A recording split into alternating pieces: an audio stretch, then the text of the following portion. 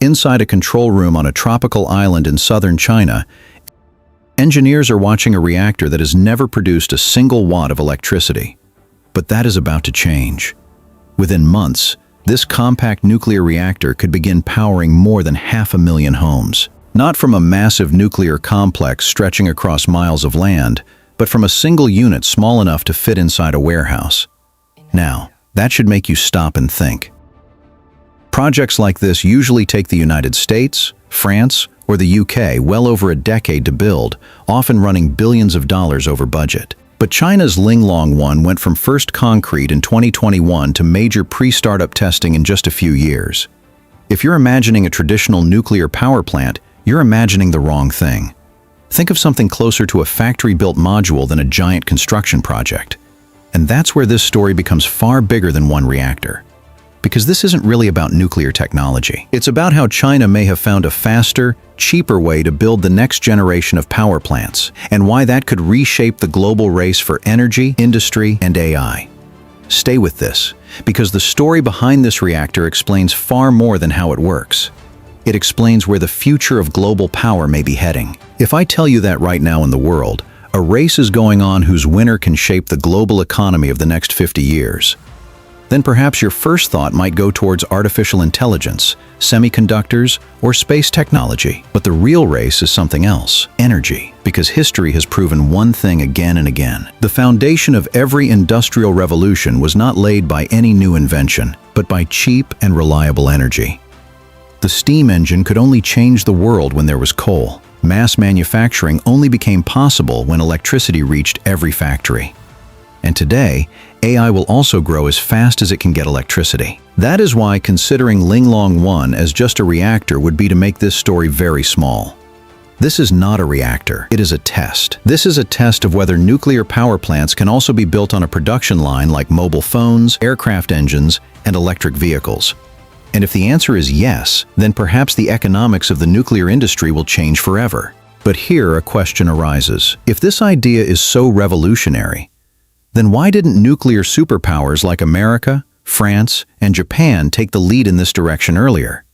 From here, the story starts becoming interesting. Look, building a traditional nuclear power plant is not like constructing a building. It is more like designing and assembling a completely new spacecraft every single time. Every project's layout is a bit different. Thousands of customized components, millions of engineering calculations, and millions of individual quality checks. Now just imagine this scale for a moment. A construction site that is as big as several football grounds. Cranes rotating in the sky, a jungle of steel, concrete mixers working day and night. And thousands of engineers who keep working for years just to make one reactor operational. Now, erase this entire picture from your mind, because China did not raise the question on the size of the reactor. It raised the question on the entire process. If building every reactor from the ground up is the biggest problem, then why build every reactor from the ground up at all? This was a simple question. But sometimes, the biggest changes in history also start with such simple questions. Henry Ford also asked something similar. If assembling every car separately is slow, then why not build an assembly line? That one idea changed the automobile industry forever. And now China is trying to do something similar with the nuclear industry. But there is a fundamental difference between cars and nuclear reactors. A mistake in the manufacturing of a car can be costly. A mistake in the manufacturing of a nuclear reactor is just not acceptable. And perhaps this is why the world is looking less at the speed of Ling Long 1 and looking more closely at its engineering philosophy. Because if China changes not just one reactor, but the way reactors are built, then it is possible that in the next 10 years, the competition will not be about who produces the most electricity. The competition will be about who builds the world's reactors. But it is very important to understand one thing here. Often people think that a small modular reactor means just a small nuclear reactor. Not quite.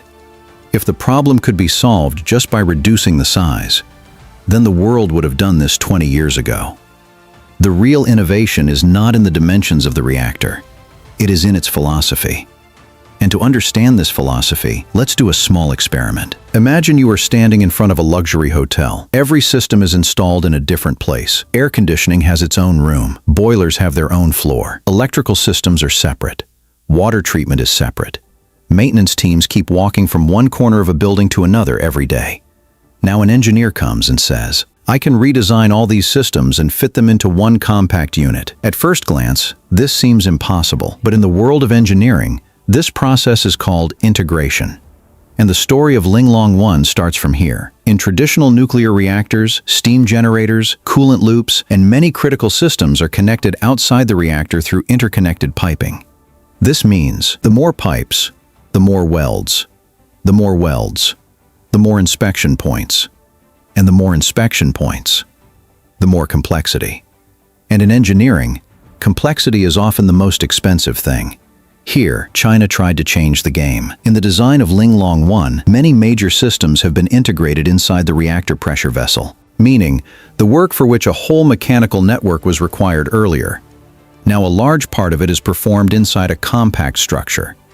This sounds like just a design change, but this is not a design decision, but an economics decision. Because when components are fewer, then assembly is simple. When assembly is simple, then inspection is also efficient. And when every next reactor is like the previous reactor, then the learning curve starts to improve dramatically. We have seen this pattern in history before. Aircraft manufacturing, automobile industry, solar panels, electric vehicles. In the beginning, every product was expensive. Then production was standardized. And then that same product became so common that prices kept coming down. China wants nuclear energy to follow this curve as well. But the second part of the picture is even more interesting. Today, most of the world's nuclear infrastructure operates like construction projects. Every new reactor, a new mega project, a new timeline, a new budget, a new uncertainty. Ling Long 1 is trying to reverse this model. China's idea is that most of the reactor's parts should first be manufactured in a factory, in a controlled environment, with a standardized process. Then those modules should be brought to the site and assembled. Just like the major sections of an aircraft are made in different factories and later meet at the final assembly line. And here, one detail is missed in almost every discussion. A factory doesn't just give speed, it also gives consistency. No weather delay, less pressure of site conditions.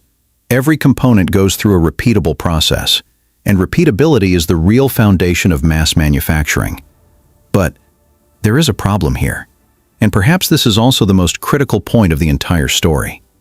Building a reactor in a factory is definitely impressive, but no country entrusts its energy, security only to impressive engineering. It trusts.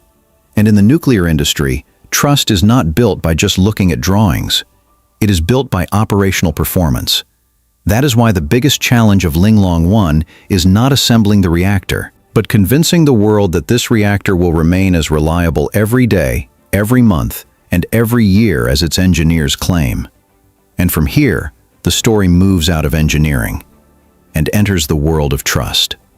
And perhaps from here, the story of Ling Long 1 enters its most important chapter, because there is an old rule in engineering: design never wins, performance wins. No matter how impressive a reactor looks in computer simulations, the real test starts the day it is switched on, and then, every day, every week, every year, it produces electricity without interruption.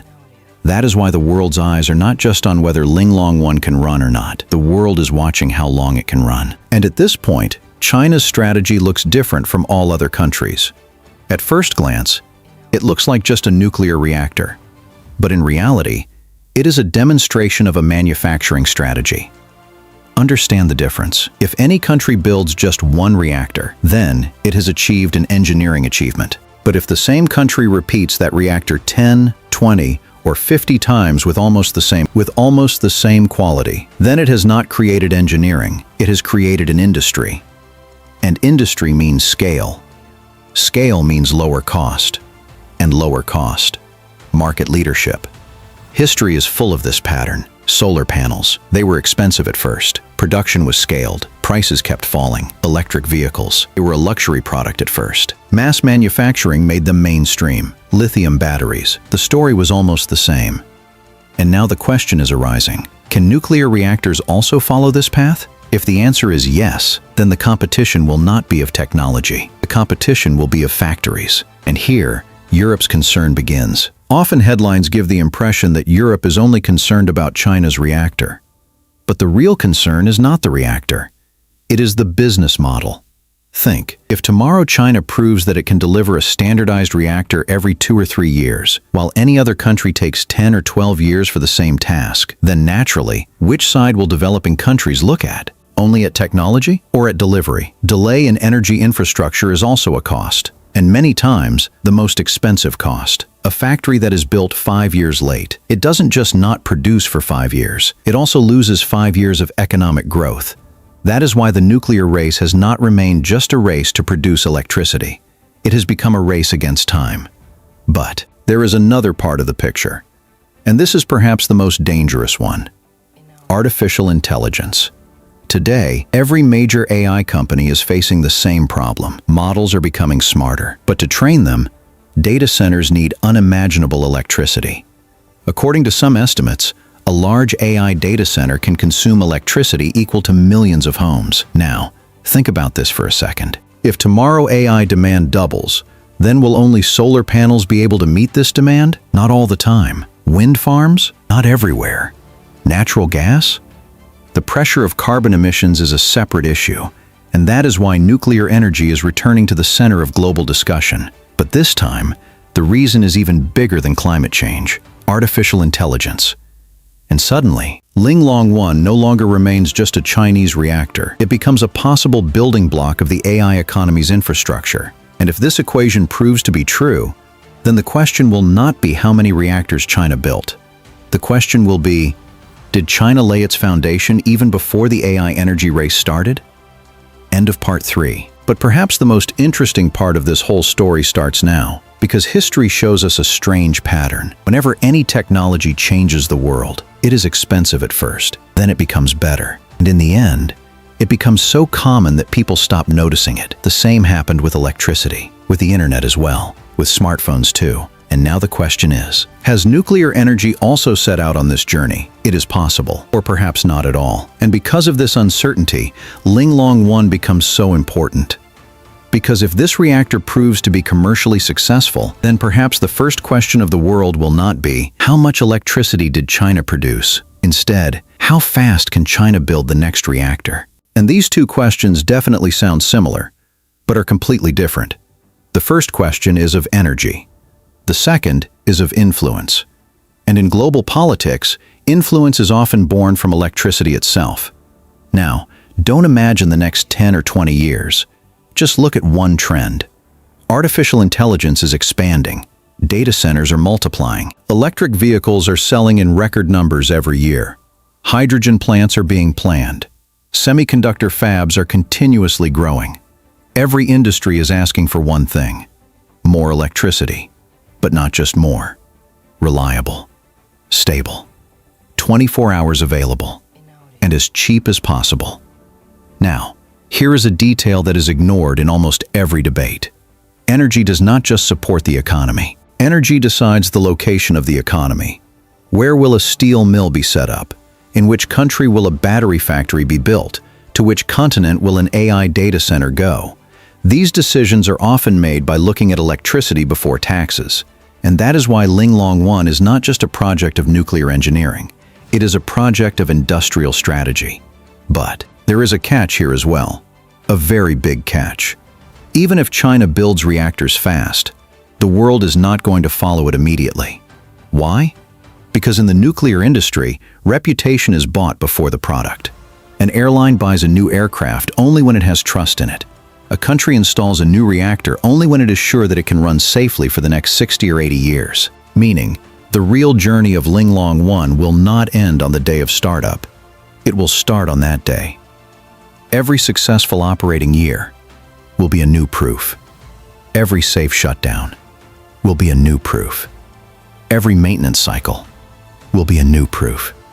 And slowly, either trust will be built or it will break. That is why today the world is not just looking at the control room screens. It is looking at the calendar. Because in the nuclear industry, a few months don't prove anything. Decades do. And perhaps that is why Europe is keeping such a close watch. The concern is not just that China has built a new reactor. The concern is that if China has converted nuclear construction into a manufacturing problem, then the operating system of the global energy market can change. And when the operating system of energy changes, industry changes, investment changes, supply chains change, and in the end, power also changes.